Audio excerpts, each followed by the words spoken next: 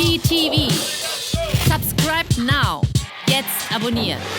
Rick Ski TV. We're here with the legendary Great Peso from the Fearless 4. Welcome to Germany, Great Peso. Yeah. Since I've been out here, I've been having a lot of fun, meeting a lot of people. I love it out here, Where you were born? I was born in Harlem. In Harlem. But you went to school in the Bronx, right? Yep, went to school in the Bronx. So where did you first get in touch with hip-hop? Hanging out with Kumo D, the Treacherous 3, Spoonie G. My brother, Mr. Nasty Kenny G, used to run with Mo D, and he had a crew. I was a graffiti writer. I was never a rapper. Okay, well, so when did the graffiti thing started for you? It started young when I used to hang around with Top Cat 126, T-Rex 131, Spade 130, my cousin, because they like my big brothers. And my big brother used to hang out. They used to hang out, play basketball and sports. But I was like hanging under them, learning life. Which year did the graffiti thing start for you? Approximately 75? 75. So around the same time where the first wave of the B-boys were like yep. was really popping. And at the time, my name was Cop 5. We was riding on the buses and walls. We wasn't riding on the trains at the time. Oh, okay. And then the trains So you were doing insides? No, the trains came later. Okay. The trains came... buses? Yeah. We started on the buses. Okay. Hitting walls and stuff. And then after that, 2 years later, started riding on the trains, Yeah. So I changed my name from Cop 5, because I was Cop 5 and Dr. No, when I ride on the buses and walls.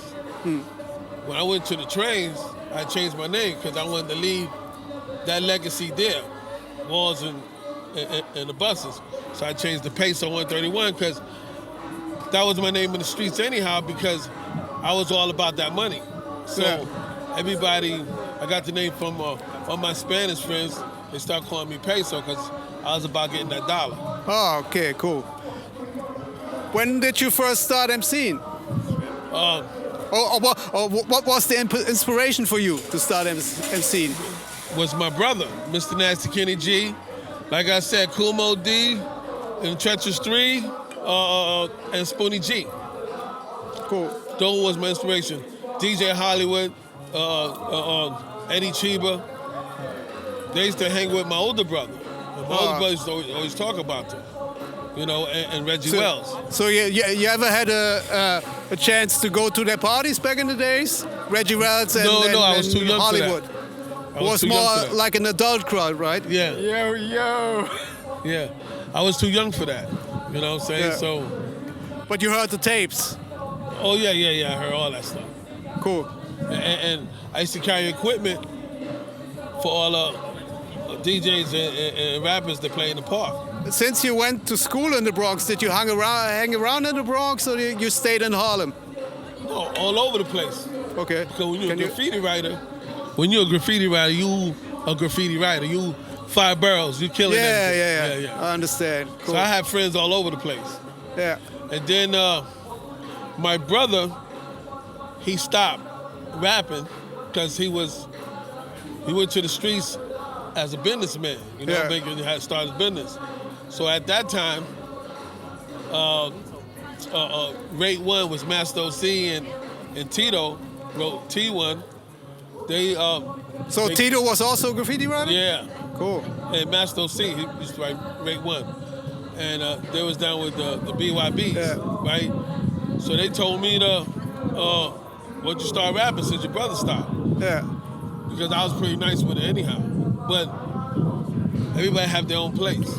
Yeah. So since my brother stopped, so I started hanging out with them, Mr. Troy from the Disco 4, and I started rapping. Cool. Another question, since we talked about the graffiti thing, there's a great debate even inside the old school hip hop community. Like some old school artists claim that graffiti is not a part of hip hop. What's your take on that? Well, to some people, because a lot of hip hop wasn't graffiti artists. Yeah. There's only a few of us, like me, You know, Cool Carter, Style Child. yeah, you know, one who made that claim was Grandmaster Flash. The weird thing is, I just read his book, Yeah. and he's talking about graffiti over and over again in his book. Yeah, Like, well, I don't know. it's like, It is what it is. You know, some Yeah. people say what they say. yeah, I don't knock people what they say. All I know. there's no rule book, right? Yeah. All I know is what I did. Yeah, You know, so I can only speak for me. I can't speak for everybody else. yeah. You know. How did you meet all the members of the Fearless Four? Talent shows, because they used to do a lot of talent shows. Yeah. Rap talent shows, and actually the whole group was like, everybody was individual rappers, Yeah, and then we formed the Fearless Four. So everybody have very good talent as rappers. So who was part of the? I think the name was the House Rockets crew, right? Yeah. Who was part of that? That was OC and Tito was the House Rocker crew. Okay. And then I got down with them as the House Rocker crew. Yeah. And Mr. Troy from Disco 4 was with them, and Mike Ski went to school with OC. Oh, okay. And then from the House Rocker crew, which they used to make tapes. I never made tapes. Then I started making tapes with Tito. Me and Tito was making tapes and stuff like that.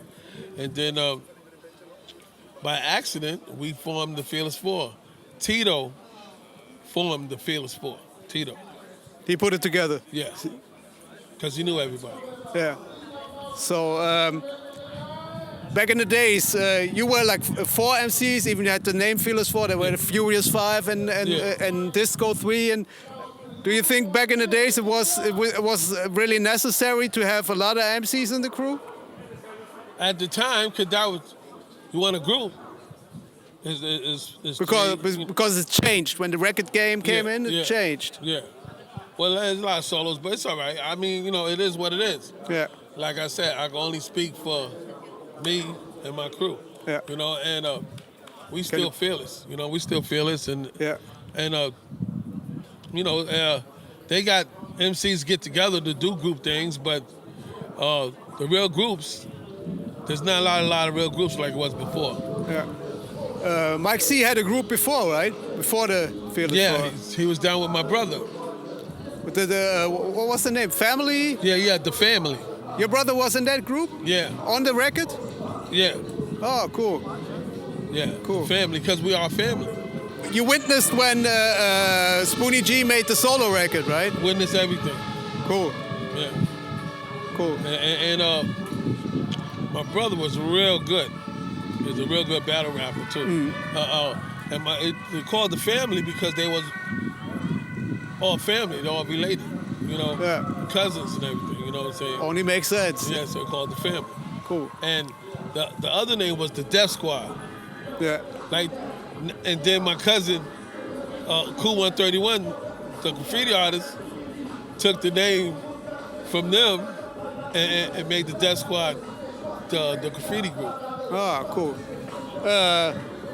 Since we're talking about death, I thought about. I heard a lot of tapes of the Death Committee, Mastodon Death Committee. Did Fearless Four ever battle them? I don't know. Not that I know of. We ain't battle a lot of people because I don't know. But we was good. But you knew Mastodon, right? Yeah, we did a lot of park jams together. Yeah. We did a lot of park jams together. I'm a big fan of Mastodon. Rest in peace. Yeah. You know, we from Harlem, so we did a lot of park jams together. Cool. But we didn't really battle a lot. I mean, even though the groups was battling, I really don't having like us losing a battle. Like if we battle the group, it was like a guarantee we won't lose because we always very good. Individually, we was good. Yeah. Individually, we was good. You know, Yeah. so together, it was like a bomb exploded. Yeah. how did the first record deal happen? You had the first record deal with Enjoy Records, right? Mike C made it happen. So he just went into the store of Bobby Robinson? He used to hang out with the Treacherous 3, and Treacherous 3 had their deal, right? Yeah. And he talked to Bobby Robinson about the group. And he said, he used to stay on Bobby Robinson, right? And said, yo, you gotta hear my group, we good. So then Bobby heard us, and he like, oh man, they are good. So all right, so let's go in the studio, and then the rest was history. So how was it? What's the experience to record with the late great Pumpkin? Oh, that's my brother, yo, one of the king of the beats. Him, Larry Smith. To me, the first super producer in hip hop. Yeah, him, Larry Smith, and David DMX are the kings of the beats because they put hip hop on the map. Yeah, definitely. Pumpkin did everybody. He did the first 5, everybody. Yeah. But you know what I'm saying? We all appreciate what all of them did. Yeah. Bricks PTV. Subscribe now. Jetzt abonnieren.